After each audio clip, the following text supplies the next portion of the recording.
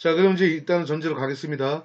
처음에 이제 5장을 보시면 1절, 2절, 3절로 돼 있어서 1절을 보면 이제 중세 시대에 대해서 이제 나와요. 거기서 보면 중세 때 어떤 이제 법제하고 법학이 어떻게 이루어져 있고 철학이 어떻게 이루어져 있는지 그 시대적인 배경을 설명하게 돼 있고 2절은 아구스티누스라는 이 철학자가 가지고 있는 사상 중에서 여러분들이 여기다 이제 출력을 안 했으니까 염두에 보셔야 되는 게 뭐냐면 이 제목에서 보면은 국가론이 있고 법 이론이 있고 전쟁과 영향이라고 되어 있는데 여기서 국가론하고 법 이론이 굉장히 중요해요. 이분한테는. 그리고 이제 토마스 아퀴너스죠. 아퀴너스는 여기서 얘기하고 있는 정의론하고 정책, 그다음 국가론도 그렇고, 그다음에 이분은 특히 자연법론이 시험에 그렇게 잘 나옵니다. 자연법론이 잘 나오게 돼 있고, 그리고 이번에 또 저항권에 대한 내용을 잠깐 언급해요. 그래서 저항권 내용도 이제 같이 볼 겁니다. 그렇게 해서 이제 이번 5장은 그렇게 해서 이제 마무리 할 거예요. 처음에 1절 보세요. 중세 개관을 보면 지금 중세는 두 번째 줄을 보면 3세기에서 4세기 기간을 의미하고 있고 약 1000년을 얘기하고 있는데 이 시대가 서로마 제국의 붕괴로부터 발생된 게 아니라 붕괴로부터 르네상스 시대까지. 예. 지금 그 로마가 동로마가 있고 서로마 두 개가 있었어요. 그 중에 동로마가 이제 나중에 붕괴되죠. 일단 서로마가 붕괴되면서부터 르네상스 시대까지가 중세입니다.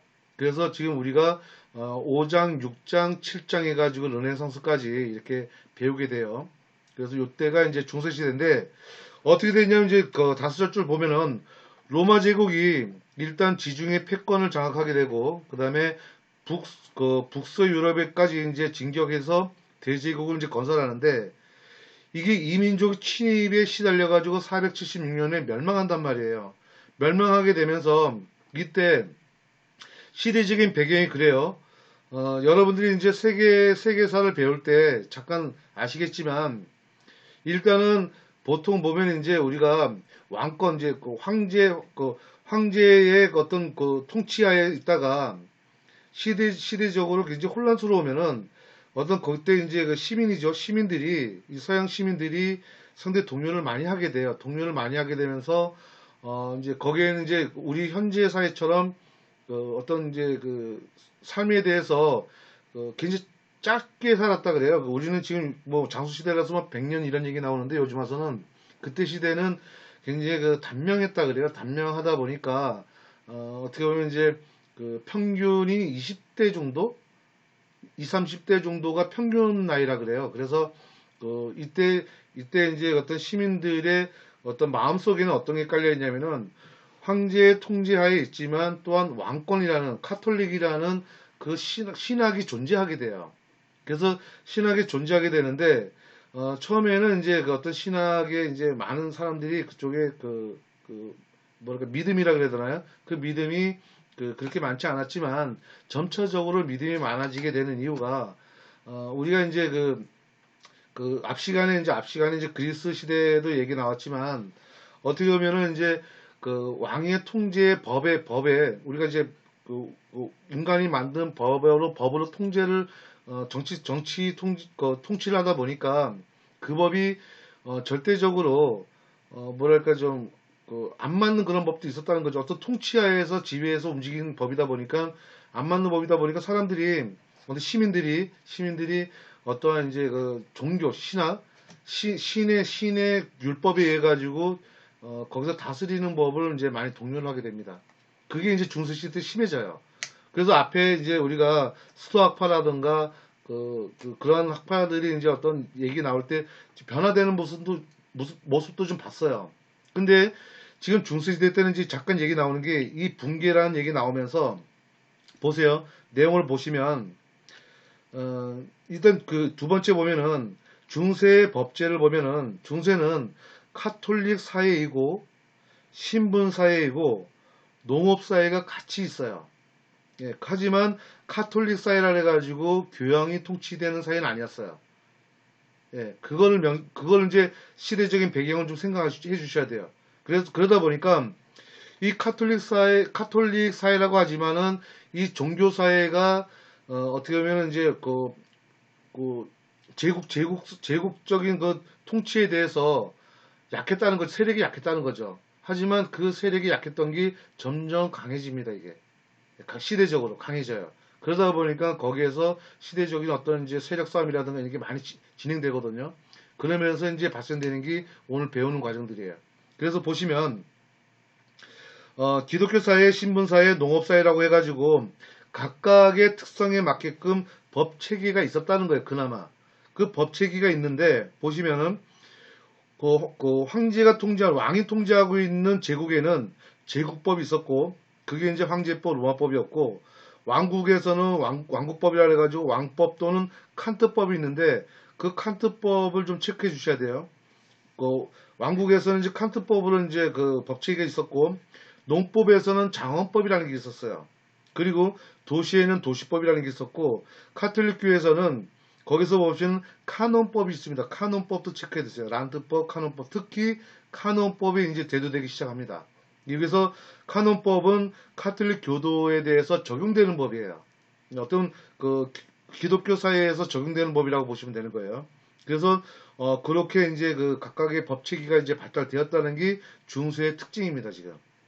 그리고 이제 보시면 밑에 줄 두 번째 봉건 사회에서는 특이한 신분과 결부되어 있었고 선직자에게는 카논법이라든가 이 귀족에게는 레멘법이라든가 농민에게는 장원법, 시민에게는 상인법 또는 도시법 이렇게 적용이 되었다는 거예요. 다시 얘기하지만 여기서는 이제 그 성직자들이 의해서 그 카톨릭 사회에서 규율되고 있는 게 카논법 요거는 좀 체크해 두셔야 됩니다. 나중에 제가 체크를 좀 진하게 해가지고 다시 올릴 테니까 보게끔 좀 편하게 해드릴게요. 그렇게 되고 공간성 또는 인간관계에서 다양한 형태로 서로 엮여가면서 중세의 법세계가 이루어졌다는 거예요. 이게 중세법에서의 특징입니다. 그러다 보니까 중세법 관념의 특징을 보시면 보세요. 지중해를 포함해서 지금 이게 지중해라는 게 서로마 제국의 붕괴라는 이 시대적인 배경을 생각해 주셔야 돼요. 지중해를 포함하고 서유럽으로 로마 제국이 유지하는 동안에 로마법이 발전 계속되었어요. 그러나 소로마법 제국이 몰락하고 각지에 있는 봉건제가 다시 자리를 잡아요. 다시 이렇게 봉건제가 자리를 잡게 되면은 어떤 형상이 벌어지냐면 결국은 그 황제 제도로 다시 가는 거예요, 지금. 황제 제도로 다시 가게 되는 거예요. 그래서 첫째, 중세에는 전반적으로 입법관념이 결여되었다는 거예요. 그래서 특정한 정치적 권위자들이 자신의 정치적 권위에 입각해서 실정법을 공포하고, 이건 인간이 만든 법이에요. 실정법을 공포하고 그것에 따라서 통치를 했다는 얘기입니다. 그렇게 되다 보니까 관습법이나 기독교적인 의미에서의 자연법이 입각하게 되어 있는 법의 지배관념에 대해서 서로 연결관계만 있었던 거지 아직은 그렇게 세력이 강하진 않았어요. 두 번째는 명목적인 신성 로마 제국을 제외한다면은 전국적으로 정권적으로 영토 국가가 결여되어 있고 이때는 입법도 없어요. 우리가 얘기하는 입법은 그 의회에서 입법이 만들어지잖아요. 그런 것조차도 없었다는 거죠. 그래서 사법에서의 영역에서는 심각한 변화가 이제 초래하게 됩니다. 그리고 세 번째는 지역마다 서로 다른 법제들이 서로 발전이 됩니다. 그리고 네 번째는 교회만이 국가로 갈 정도로 통일적인 법체제가 갖춰지기 시작을 해요. 그 다음에 굉장히 혼란스럽죠, 어떻게 보면. 그래서 이제 우리가 이제 요때 나오는 이제 법 철학, 법 사상을 이제 배우게 되는 겁니다. 그리고 이제 세 번째 중세 철학에서 보면은 중세 철학에 대한 개관에서 답변이 블랭크로 나와 있는데 이거는 제가 채워 넣을게요. 책에 있는 내용, 책에는 85페이지에서 86페이지에 있는데 이 부분을 제가 채워 넣겠습니다. 자, 이제 그 다음 페이지를 보시면 자, 이제 시작되죠. 아고스티누스가 이제 그 시대적인 생애를 보면은 그 생애는 이제 쭉 읽어보세요. 여러분들 읽어보시면은 로마 사상의 시인에 접목되어 있고 그 다음에 회의적인 진리를 추구했고 이분이 많이교도를 다녔어요. 이게 이제 어머니 영향을 받았는데 나중에는 이제 카톨릭 기독교로 이제 넘어오죠. 개종을 하죠. 그래서 쭉 내려오면 이제 387년에 기독교를 개종했다. 이게 이분의 특징이에요, 지금. 이것도 하나 영향을 미쳐요. 만이교도였다가 지금 기독교로 개종을 하는 분이에요. 예, 그리고 나서 이분의 이제 사상이 이제 나옵니다. 자, 신앙과 철학을 보시면 처음에 이제 아구스티누스에 대해서 고백에 대한 이 책을 보시면 고백의 책에서 이제 어떤 내용이 나오냐면은 신앙은 이제 이제 오로지 신앙에 의해서만 발견된다라고 이제 얘기를 하는데 이분이 얘기하는 게 진리에 도달하는 가장 안전한 길은 이게 중요한 얘기예요. 진리에 도달하는 가장 안전한 길은 이성으로부터 출발해서 신앙에 이르는 길이 아니라는 거예요. 이게 이제 앞전에 우리가 배웠을 때는 이성으로부터 시작했죠. 그게 아니라는 거예요, 지금. 어떻게 되냐면은, 거꾸로, 계시로부터, 신의 계시로부터 이성에 이르는 것으로 파악이 된다는 거예요. 예, 이분이 지금 사상이 이랬습니다, 지금. 그러다 보니까, 여기서 오탄데, 이성은 신앙의 보상이라는 거예요. 네, 이성은 신앙의 보상이고, 그래서 믿음을 위해서는 이해하려 하지 말고 이해하기 위해서 믿으라는 겁니다. 그리고 철학은 신학의 신형이고 신학은 학문의 왕이라고 해요, 이분이. 이거 주장을 합니다. 그게 고백에서 얘기하는 고백론에서 이제 나오는 겁니다, 지금. 그리고 이제 그 국가론은 이제 신국론에서 이제 국가론을 얘기하는데 보시면은 세 번째 줄 보면 신국가, 지상국가를 구체적으로 파악할 수 있는 단체라기보다는 종교적으로 표현하는 두 가지 의지 전향으로 이해해야 된다고 나오는데 여기서 보시면 이제 우측으로 볼게요. 우측에 보시면은 신국론에 대한 핵심 설명, 이 신국론이 시험에 잘 나와요. 이게 신국론에서 여러분들이 뭐라고 제가 물론 체크하겠지만 이걸 정의라 보시면 돼요. 신국론이 아구스티누스가 정의론이 이 신국론에 나와요. 그래서 신국론 하면은 아구스티누스의 정의를 얘기하는 것이다 이렇게 생각하시면 돼요. 자, 어떻게 정의하냐면 두 번째 줄 보세요. 끝에 정의를 결여한 왕국은 강도때가 아니고 무엇이냐, 강도때라는 겁니다. 강도때. 그러니까 정의가 없는 왕국은 강도때에 불과하다는 거예요. 그래서 강도때는 역시 그 자체로 작은 왕국이라 할지라도 강도때도 사람이기 때문에 왕국은 건설했지만 그러한 정의가 결여된 왕국은 결국은 강도때란 그렇게 결론을 내립니다. 이분이 정의가 그렇습니다. 정의를 이렇게 내려요. 그래서 이제 쭉 내려오시면 이제 그 얘기를 쭉 하는데, 자, 두 번째 이제 그 다음 문단에 보면은 하나님의 정의를 강조하는 아구스티누스는 국가는 교회에 복종해야 한다는 입장을 취하게 됩니다. 그러니까 국가는 교회에 복종해야 된다는 입장이에요.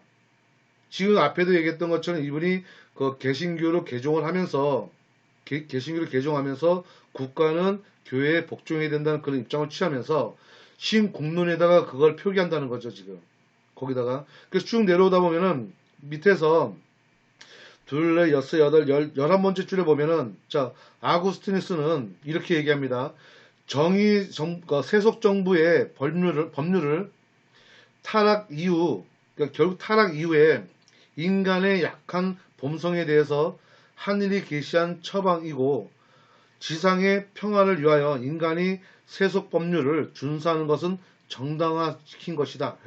이거는 정당화시킨 것이다라고 신국론에다가 얘기하는 겁니다. 지금 제가 얘기하는 부분이 좀 중요한 부분이라 그렇게 좀 표시해 주세요. 결론은 뭐냐면은 이분의 사상은 결국 뭐예요? 국가는 결국은 뭐예요? 어디? 교회에 복종하라는 얘기입니다. 교회에 복종하라고. 예, 그 얘기, 그게 포인트에 이 사람이 얘기하는 게. 예. 자, 그럼 이제 다음 넘겨보시면요. 이제 법 이론이 나오죠. 법 이론에 보면은 자유의지론이 나오죠. 자유의지론에 보시면 우리가 이제 앞전에 배운 것처럼 스토아파하고 이제 키케로의 산문법을 우리 앞에 배웠어요. 그게 산문법이 뭐였어요? 영언법, 두 번째 줄 보면 영언법, 자연법, 인정법 또는 세속법이라고 이렇게 구분이 되어 있는데 그러면 지금 아구스티누스는 이걸 어떻게 분류하는지 그게 또한 중요한 겁니다. 지금 그걸 법 이론으로 다진 거예요. 지금요. 보시면 다음 문장에 이제 영언법이라고 나옵니다. 다음 문장에 보시면은 영언법은 자연적 질서를 보존하는 것을 명령하고 교란시키는 것이 금지하는 신의 지혜와 명령이다라고 그래요. 이게 지금 이제 영어법을 이렇게 이제 합니다. 신의 지혜와 명령이다. 이게 지금 아우구스티누스가 이제 법 이론을 이렇게 정리한 겁니다. 그리고 그 다음 문장에 보면 그 문장을 보면은 자연 질서는 신의 작품으로서 질서를 부여받는 질서이다. 그래서 질서를 부여받는 질서는 영원법이고 질서를 부여받는 질서는 자연법이다. 그래서 아구스티누스에 대한 영원법과 자연법의 관계는 도장과 밀랍을 찍는 도장인 관계에 비유하고 있다는 거예요. 지금 똑같이 지금 이렇게 얘기했잖아요. 자연법은 질서를 부여받는 질서는 영원법이고 질서를 부여받는 질서는 자연법이다. 이렇게 얘기했다는 거죠. 예, 이 문장이 그 법 이론에 그대로 표기되어 있는 겁니다. 이게. 그렇게 이제 생각해 보시고요. 자, 그 밑에 이제 자연법을 설명합니다. 쭉 이제 한 10번째 줄쯤 내려와서 자연법은 신이 인간의 양심을 통해서 말하고 있는 내면법, 내면법이라고 할 수 있고, 본래부터 타고난 정의를 향한 주관적 성향이다 라고 이렇게 표기를 해요. 그래서 인간의 마음에 새겨진 법, 이게 로마서에 이렇게 이제 표시를 합니다.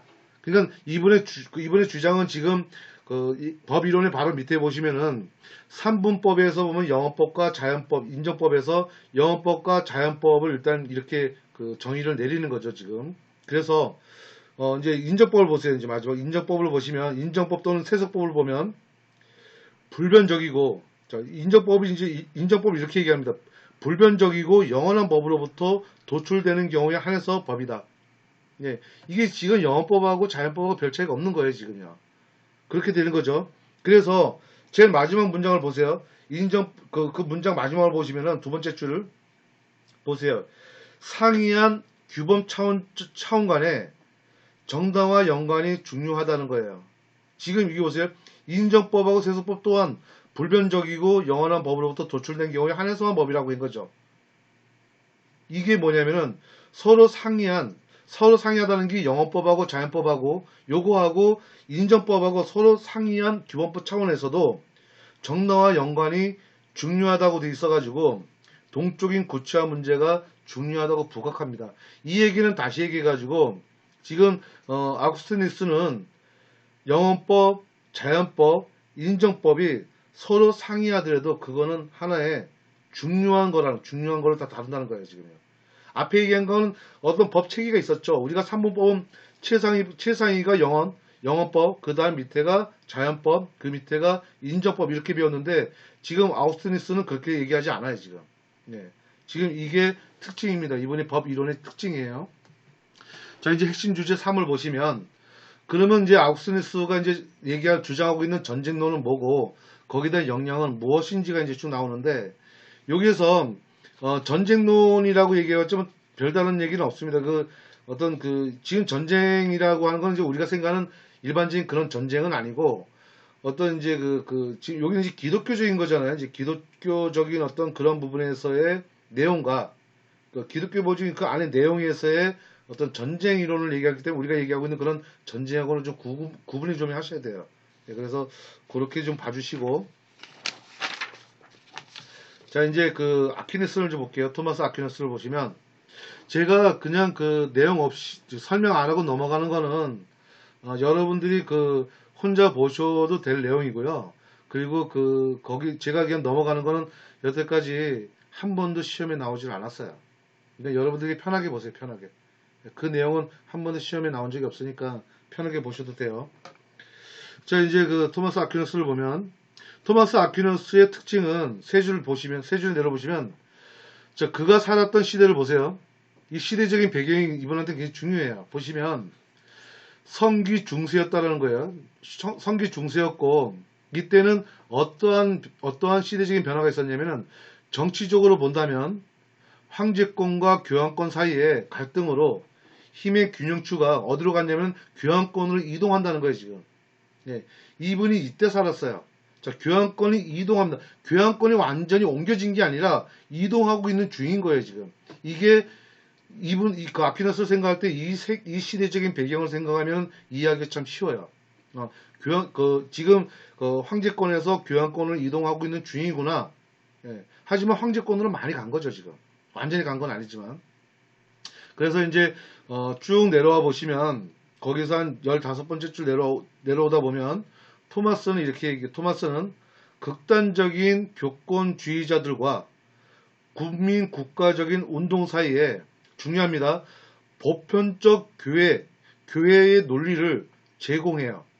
중요한 건 보편적 교리. 예, 보편적 교리의 논리. 이 단어가 굉장히 중요해요. 보편적 교리의 논리 하면 토마스 아퀴나스 떠올리시면 돼요. 그래서 이거를 제공하는 역할을 합니다. 자, 보편적이라는 교리는 이렇게 생각하시면 돼요. 모든 시민들한테 다 적용한다고 보시면 되는 거예요. 이게 보편적 교리예요. 어느 상대적인 게 아니라 우리가 전반적으로 모든 시민들한테 다 적용한다. 이러한 그 논리가 보편적 교회에 대한 논리예요. 보편적 교회 논리. 자, 그럼 이제 토마스는 밑에 보시면 어떤 영향을 받았냐면은 아리스토텔레스의 기독교 세례에 이렇게 아리스토텔레스의 철학을 수용하게 되는데 그 밑에 보시면은 기독교 세례를 주었다라고 할 정도로 아리스토텔레스의 영향을 많이 받습니다. 예, 그래서 아리스토텔레스의 철학을 많이 수용했구나라고 보시면 돼요. 토마스 아퀴나스는. 예. 그러면 이제 이게 영향을 받으면 어떤 영향을 받게 되냐면 한 6째 줄 내려오시면 토마스 아퀴나스는 아리스토텔레스의 수용은 토마스의 철학의 바야흐로 그리스적이고 로마적이고 고전 철학, 그 다음에 이슬람 철학, 기독교 신학, 국가와 교회, 이성과 신앙의 조화, 이 모든 것들을 다 관점을 보고 있다는 거예요. 종합적이었다는 점을 의미한다는 겁니다, 지금 이게. 지금 이분이 가지고 있는 사상이 아리스토텔레스에 대한 철학을 수용하게 됨으로써 가지고 있는 수용된 영향이에요, 영향, 지금. 전반적으로 영향을 미쳤죠, 지금요. 예, 그러다 보니까 신학대전에서 네 줄 내려와서 토마스의 법사상의 특징을 보면 이런 겁니다, 지금. 제일 마지막 줄 보세요. 자연법론을 체계적으로 제시했다라는 게 법사상의 특징이에요. 그럼 우리는 토마스 아퀴나스는 자연법에 대한 게시되어 있는 그 내용을 중점적으로 보시면 됩니다. 이게 지금 토마스 아퀴나스에 대한 법사사상의 특징입니다, 지금. 자, 그럼 볼까요? 국가와 신앙을 먼저 보겠습니다. 국가와 신앙에서 보면은 그 국가는 국가론을 생각하시면 돼요. 중요한 얘기를 하죠. 이성과 신앙이 모순되지 않는다는, 모순되는지 않는다가 중요해요. 이성과 신앙이 모순되지 않는다는 것은 기본 가중에서 출발하는 토마스 아퀴나스에 대한 전통, 성경, 당시의 관행에 아리스토텔레스의 철학적 방법을 결부시켰다라는 특징이 있습니다. 그래서 아리스토텔레스의 수용은 아구스티누스의 사상에 내재되어 있는 유의주의 또는 이론을 완화시키고 앞에 아구스티누스의 사상하고 좀 많이 달라요, 이 사람은. 예. 지금 내용이 좀 달라지는 걸 좀 느껴질 거예요. 그리고 다음 문장에 보시면 지금 토마스 아퀴나스는 아리스토텔레스에 대한 개념을 군주론에 수용하였다. 이게 군주론에 수용했다는 게 군주론을 보세요. 군주론. 자, 군주론에 수용했다는 얘기는 아까 왕권에는 이제 교황권을 넘어간다 그랬죠, 지금요. 지금 균형추가 넘어간다라고 돼 있으면은 지금 어디 있는 것 같아요, 지금요? 토마스 아퀴나스는 지금 황제 쪽에 있는 거예요, 교황 쪽에 있는 거예요. 황제에 있다면 1번, 교황에 있다면 2번. 여기 들어온 분들 지금 한 분 더 들어오고 계시네. 예? 지금 황제 쪽에 있으면 1번, 교황 쪽에 있으면 2번. 즉 군주론이란 말 나왔잖아요. 그러면 이건 누굴 위한 거예요, 지금 군주론이? 황제를 위한 거예요? 아니면 지금 교황을 위한 거예요? 여러분들이 볼 때는. 그죠? 당연히 그렇죠, 지금. 교황을 위한 게 아니죠, 지금. 그죠? 황제죠, 황제. 예. 여러분들은 이런 단어를 보고 딱 아셔야 돼요. 이 양반이 군주론을 수용했다? 군주론을 수용했다 그러면, 아직은 황제 쪽으로 가 있는 건 아니다라고 보시면 돼요. 예. 그러면 이제 우리는 그걸 이제 슬쩍 이해하면서 가죠, 지금. 자, 그래서 보세요. 그에 따르면 인간은 본성상 사회적 동물로서 이성과 언어 능력을 사용해서 집단과 개인들의 욕구에 부응하는 정치적 공동체를 형성하는 데 협력하게 된다고 했고, 인간은 중요한 얘기입니다. 공동체의 일원이기 때문에 공동선에 제대로 관계되지 못하면, 공동선은 앞에도 얘기 나왔죠. 공동선을 제대로 관계하지 못하면 누구도 좋은 인간이 될 수 없다라고 얘기한 거예요. 네. 그러니까 아직은 넘어가진 않았어요. 그래서 쭉 내려와서 이제 마지막 문장을 보시면 토마스 아퀴나스입니다.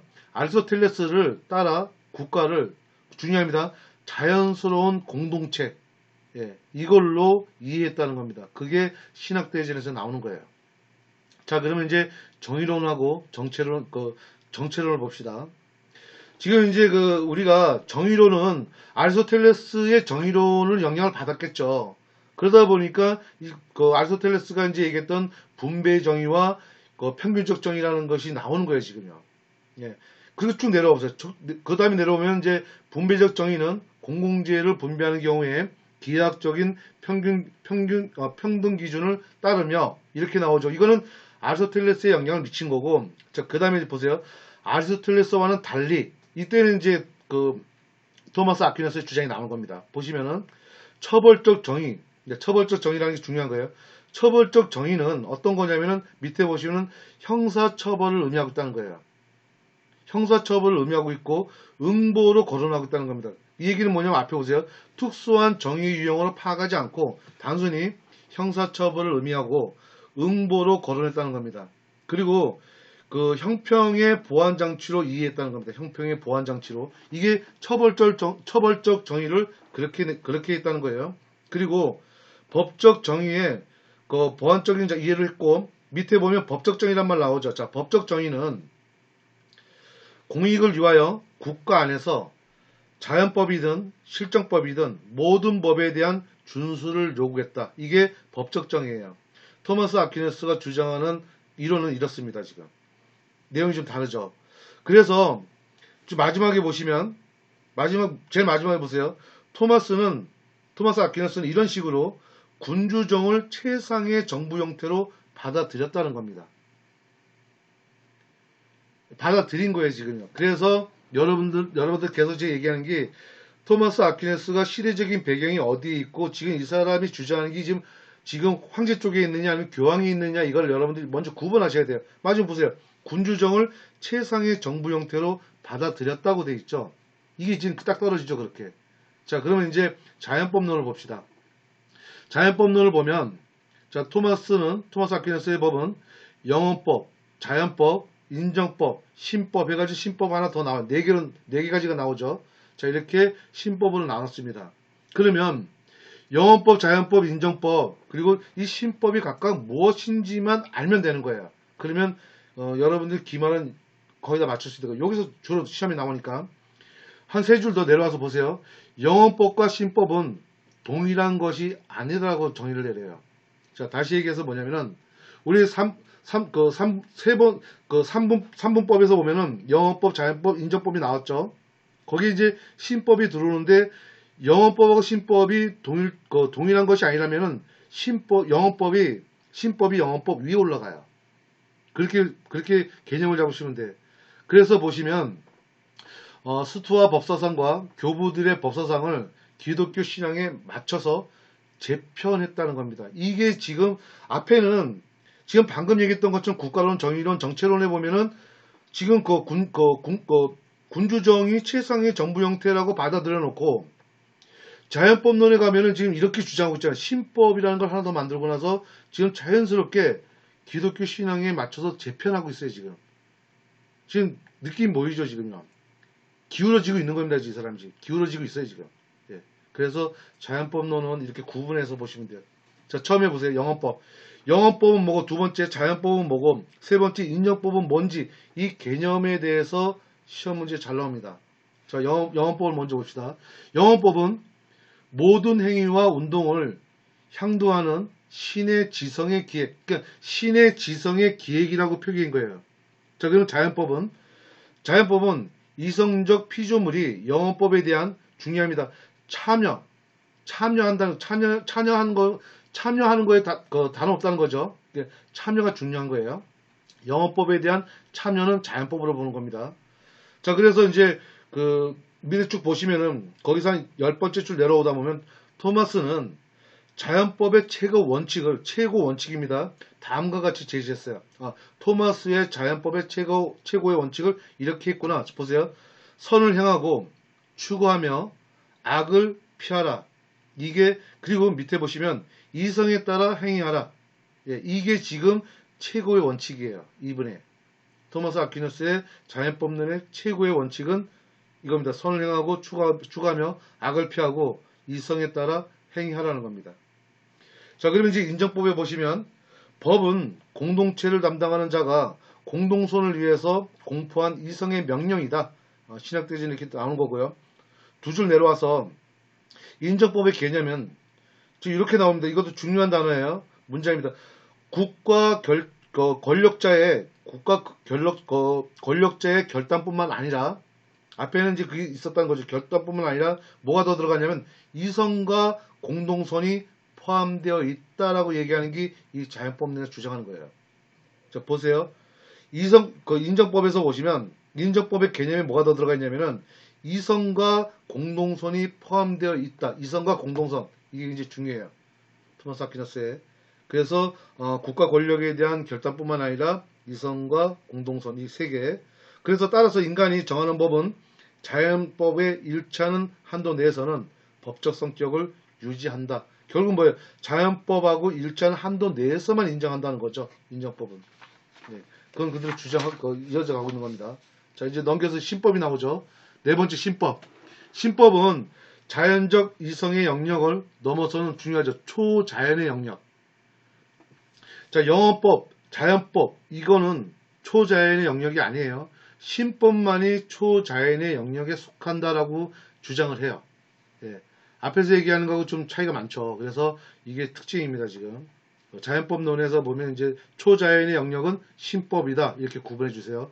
그래서 5줄 내려오면, 자, 이제 문제는 신법과 영어법의 관계인데, 앞에는 지금 신법이 없었잖아요. 근데 여기서 지금 신법이라고 또 나열을 했는데, 이 관계가 도대체 어떻게 됐냐는 거죠. 그래서 영어법은 본질적으로 이성의 영역에 속하며 세계를 창조할 때 신이 염두에 둔 본이고, 신법은 신이 개별적인 사건에 구체적으로 내려진 지시라는 거예요.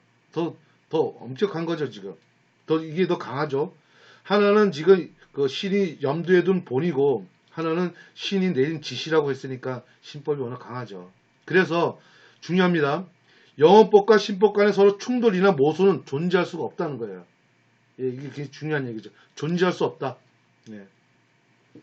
자, 그럼 이제 네 번째 핵심 주제를 보시면 법과 도덕의 문제를 봅니다. 법과 도덕의 문제를 보면 그 법과 도덕은 거기 이제 중간에 한 12분, 두 줄 정도 내려오세요. 둘, 넷, 여섯, 여덟, 19째 줄 내려오면은, 자, 아퀴나스가 완전 주의자도 아니며, 자연주의자인, 아마 이게 제레미, 스튜어트 믿을 겁니다, 이게. 존 스튜어트 믿을 거예요, 이게요. 큰 차이가 없다는 견해를 피력하였다는 겁니다. 그래서 두 줄 내려오면은, 성매매를 억압하면 세상은 욕망으로 무너질 것이다. 현재가 많이 안 맞는 얘기예요. 물론 이거는 우리가 예제 문장이 전혀 안 나와요. 하지만 이분이 가지고 있는 사상에는 여기 우리하고 좀 많이 다르죠. 그래서 성매매를 억압하면 세상은 욕망으로서 무너진대요. 예. 안 맞죠, 우리하고. 나중에 이게 비판받죠, 이거 가지고. 자, 인정법은 덕에 반하는 모든 것을 금지할 수 없고 공동체적 생활에 반하는 행위를 금지하는 것으로는 충분하다. 예. 그리고 인정법은 유독한 인간이 지켜야 될 모든 악을 금지하지 않으며 다수가 피할 수 있는 보다 심각한 악 또는 타인에게 피해를 준 악, 인간 사회가 존속하기 위해서 방해가 되는 악만을 금지한다. 금지하는 것도 모든 걸 다 금지하는 게 아니에요. 이런 몇 가지 있을 때만 금지한다는 거지 모든 걸 다 금지한다는 건 아닙니다. 그게 특징이에요. 자, 이제 그 악법과 저항권을 보면 아까 제가 처음에 저항권에 대해서 잠깐 얘기 나온다 그랬죠. 자, 저항권을 봅시다. 네 번째 줄 보면 그러나 실정법이 실제로 자연법과 일치하지 않는 경우, 그죠? 실정법이 실제로 자연법과 일치하지 않을 수도 있죠. 이때는 어떻게 하냐 이거죠. 더 이상 법이 아니라 법의 부패이다라고 정의합니다. 예. 이럴 때는. 물론 이제 뒤에 가면 또 다른 주장이 또 나와요. 다른 학자들이.